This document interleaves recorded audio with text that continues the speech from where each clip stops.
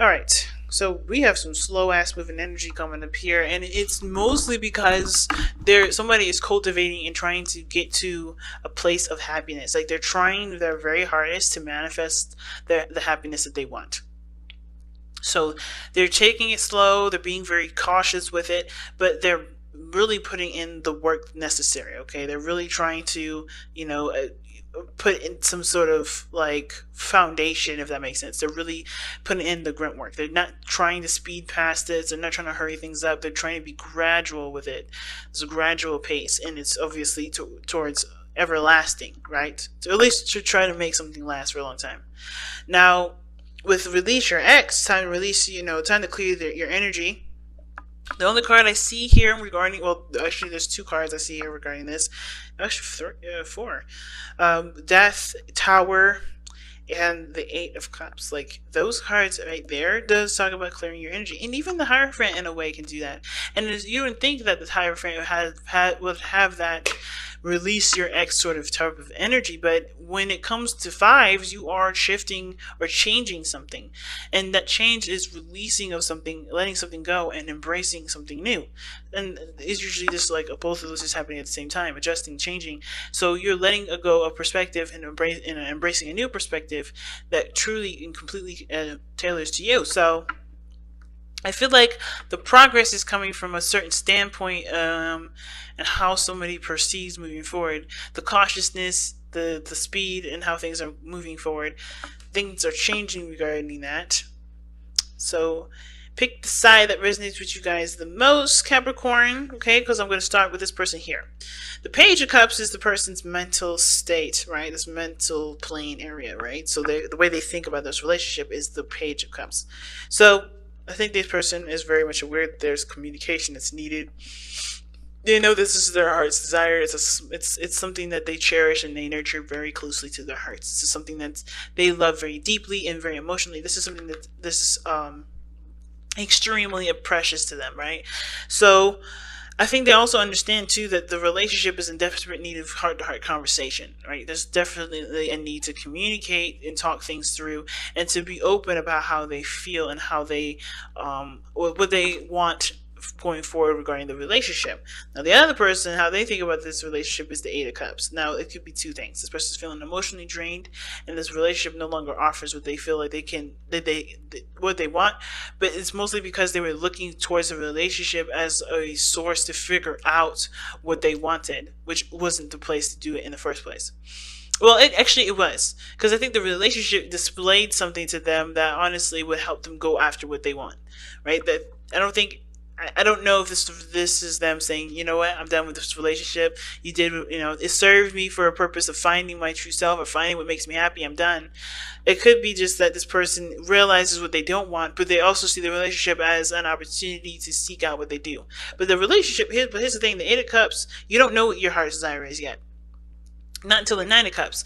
And I feel like this is probably like they know what they don't want, and they're going in this relationship thinking, I don't want what I don't want.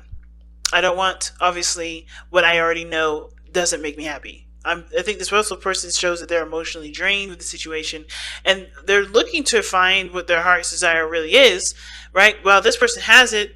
Obviously, I think this person's seeking it. It's interesting, right?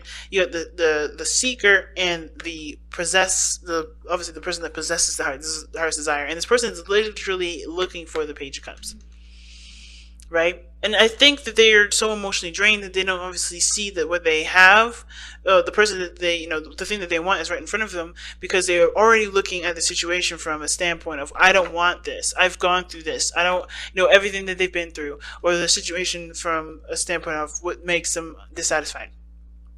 Now, how they're showing themselves is the King of Wands. They're going after what they feel. They're going by the moment here. When the King of Wands comes up, there's no really long-term energy. This is all like in the moment kind of rapid thought. So they're not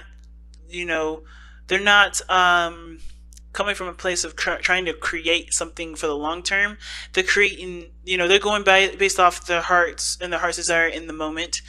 I know it sounds very Knight of Wandsy, but the King of Wands does construct this in a very creative way. It's not flighty like the Knight of Wands. It's more of a, I'm truly going to truly going after what I want, truly going after what makes me feel good. And they are truly just being in the moment and just finding the happiness within themselves and not trying to find it outside of themselves. So the way that I feel with the King of Wands differs from the Knight of Wands is that the King of Wands, he doesn't necessarily, he commits to what he wants to do, and he makes, he does put in the energy and the time to grow it to its fruition. The Knight of Wands is just like, he's great with fun and having, starting something and coming up with great ideas. But of course, when shit hits the fan and it gets a little serious, even if it's a project that he wanted to start out initially, he doesn't stick around. And the King of Wands, in my opinion, he does stick around for it, but it's of course because he understands that he knows what he wants and he knows what he's going for, and therefore he can continue to use that energy of passion to continue to build on that. So this person is very, very passionate right now. They're expressing themselves immensely. I feel like the King of Wands is a great expresser. They're living their life as freely as they possibly can because they are emotionally drained, giving their energy away to situations that didn't satisfy them at all. So they're being very, very passionate and very true to themselves, being authentic to themselves. They're no longer, being the person that's stable or that's reliable. They're just being themselves. They're not thinking about the long term at all. Now the other person has got death here. Now, even though they're thinking of the relationship, or how they think of the relationship is the Page of Cups, maybe something that they've wanted, the desperate need of heart-to-heart conversation, or this is a cultivation of something that they want, they're releasing the past. So I feel like they're wanting to start something new here, really with the Page of Cups. They're opening their heart up, but the more they open their heart up, they realize that they're having to let go of the past, let go of the old things that didn't work out, let go of a situation that may not have benefited them, or that did benefit them in some way, but no longer serves them to hold that sort of perspective, that sort of stance, that sort of belief anymore. You know what I mean? Because what is before the death card? It's the Hanged Man, and that's talking about releasing a certain perspective. And I feel like with death coming up here with this person, it's like, I feel like this person's like, they're having to to let go of some things, and they're having to leave behind grudges and pains and anguish. They're trying to, heal themselves. And even though this relationship for them is, of course, something that they've wanted, I think they have to ultimately be honest with themselves that honestly, they have to heal first. And I think this relationship is opening the door for them to heal and bring in new life. You know what I mean? Because death isn't just about releasing. It's also about new life. It's also about having space, or having the space to incorporate and to give birth to something new. Now, with the Hierophant coming up in the spiritual plane, it's giving us a bit of background as to why this person is displaying themselves as deaf and thinking the Page of Cups, and the Hierophant telling us that this is about traditions, this is about commitments, this is about their routine and traditions for them. I think they're changing a lot of things that they believe and they feel and they think, because there may be a dynamic between this person and them that's different. Okay, this person may have very youthful energies to them. They may have a characteristic about them that shows that they're very young in their mind, right? They're very, youthful in the way that they go about life, right? They're very open and innocent in some ways, but they're very youthful. They have a youthful dynamic. But the thing is that they may have some traditional differences, right? There's some things that they may have, they obviously encourage this person to let go of the, some sort of perspective that's not allowing them to have what they want, which is what the Page of Cups is offering them too.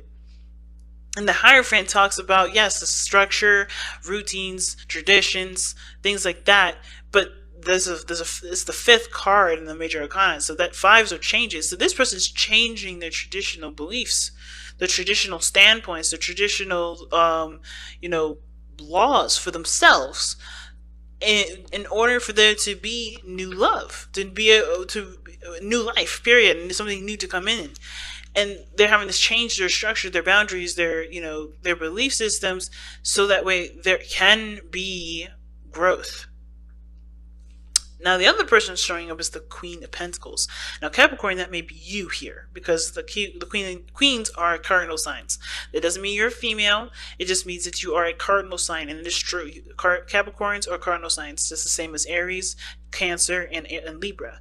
And I feel like the reason why the Eight of Cups is showing up here, in the mind space, and why this person is showing up here as the King of Wands, just kind of being authentic to who they are, just going after what they want, and them, being honest with who they are, is because of the Queen of Pentacles. And what does that really mean? Well, the Queen of Pentacles is independent.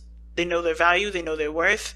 And it's also having a lot to do with confidence. And the King of Wands, the Queen of Pentacles, they are very, very confident in themselves. Why? Well, the Queen of Pentacles, like I said, she knows her worth, and she knows her worth because she puts in the work. She has a structure that balances her life out for herself and for the things outside of herself. She's a provider for the family, for herself. She is she's someone that's reliable for herself and to other people. She has shown herself. She's got things that she has about herself that she truly admires and cherishes and sees great value in, and will see great value in someone else. And with the King of Wands, this passion, this willingness to fight, the willingness to go after what they want, and to truly, and to be themselves regardless of how other people feel, that is what brings them confidence. Their uniqueness, their sense of creativity, and their the inspiration they gain from being themselves is what drives them to be confident.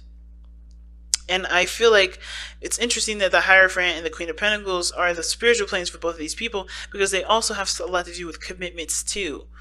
Okay, both of them have to do with commitments, and commitments to themselves and commitments to other people. That's, this person is looking to find value with themselves, at least on this side, because based off of how they feel and what they go after and what they feel the most inspired and most authentic. It's very interesting, really, because the cards that brought these two together, the card that brought these two guys together is the Tower. It was completely 100% unexpected. What brought you guys together was that there were some changes that were happening in your lives, and it definitely changes that honestly brought you down to ground zero. Like, you guys were starting from the very beginning, kind of trying to figure out who you were as a person. And the challenge now is the Page of Swords. It's cultivating a truth within yourselves that honestly helps you to understand each other a lot better. It's really interesting, right? I think the more you understand yourself, the more you understand each other. And that understanding is what's going to obviously continue the growth and the stable building that this relationship is already on the course of. The Page of Swords also is the challenge, meaning that there is communication that hasn't been had, or there's a need for communication here. Challenge is showing that there is a need for more information. And I feel like in order for there to be more information, you have to be able to seek out what you believe in and what your truth is within yourself. What is your truth with yourself? Therefore, you'll find the truth that's needed for the other person, and perhaps even the will to communicate with one another. All right, let's take a look at your whispers of love. See what you guys got.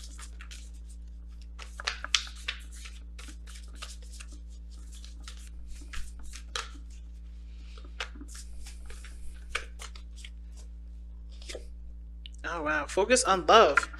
I haven't seen this card in a little bit. Focus on love. Look for the good attributes in each and every person in your life.